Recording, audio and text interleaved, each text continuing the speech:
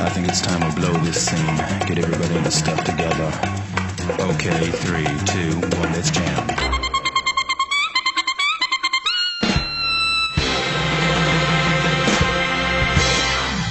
On today's episode of Woman Reaction Direct to Demon Slayer, Kimetsu no Yaiba, episode 19, Hinokami. Now I have to say that Demon Slayer has been just an amazing series so far, and I have to just hand it to Ufotable because they're knocking it out of the park. I honestly think it's one of the most beautiful series that I have seen, and today puts an exclamation point at the end of the sentence that this series is amazing. I have to say today's episode was perfect. So coming off last week's episode, our group has been torn asunder. Zenitsu took on the elder brother, but was injected with poison before he dealt the finishing move. So he's lying unconscious until Shinobu happens to appear before him. At the other end of the forest, Inosuke is having his head crushed by father. Right as he is puking up blood, Giyu comes out of nowhere and he is easily able to dispatch father, inciting both relief and admiration from Inosuke. But of all three, it seems that Tanjiro has it the worst. After being battered away to the other side of the forest by father using a downed tree, he runs into Rui as well as the elder sister, and it seems he is absolutely no match for this little demon. Well, it turns out there's a reason why. He is the actual member of the 12 Dim Moons. I believe they said in this episode it was the lower 5. So Tanjiro is just at a major disadvantage. His sword has snapped. Rui is just a fucking monster, and just as he goes for this devastating web type that's just gonna completely eviscerate Tanjiro, who shows up out of nowhere? Nezuko finally jumps out of the box, making her appearance. This sends Rui into a fanatic, almost kind of confusion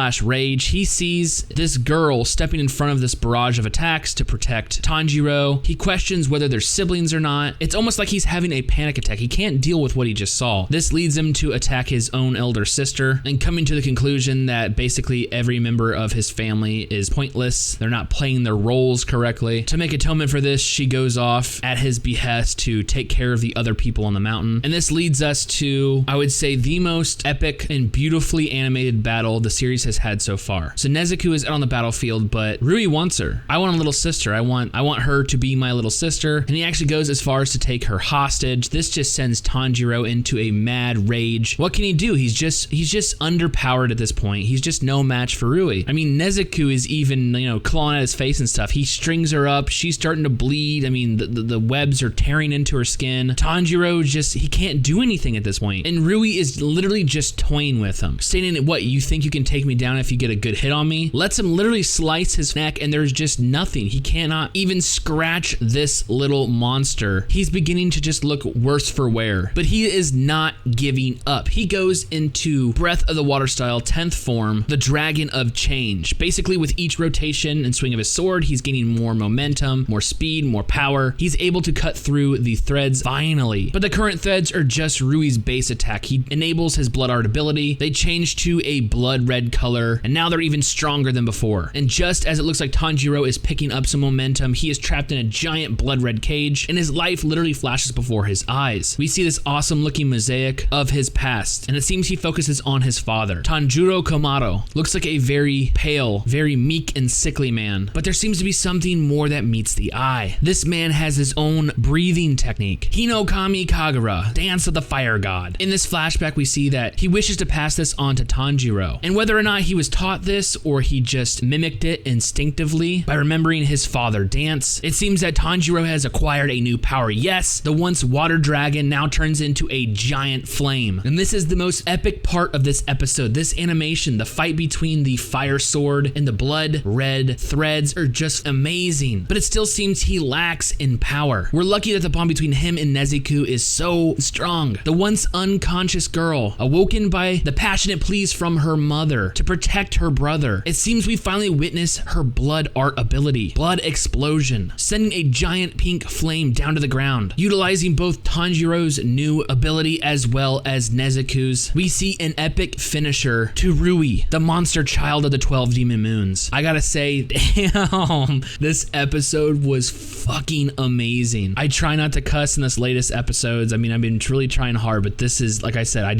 can't contain myself for this episode, so give me a pass. Everything was awesome. We got the comedy and we got everything out of the way very early on. Zenitsu, Inosuke, they're taken care of. So we finally get to focus on Tanjiro, and this is where all the epicness of this episode lies. The art, the animation, the music, the effects, is just, everything was just brilliant. I'm literally still covered in goosebumps how good that episode was. And to me, this sets a new basis in which all future episodes will probably be judged by. If you can't tell it by now, I absolutely loved this episode. It was just absolutely amazing. And I honestly cannot wait to see where we go from here. With that being said, I cannot wait for future episodes. 俺と禰豆子の絆は誰に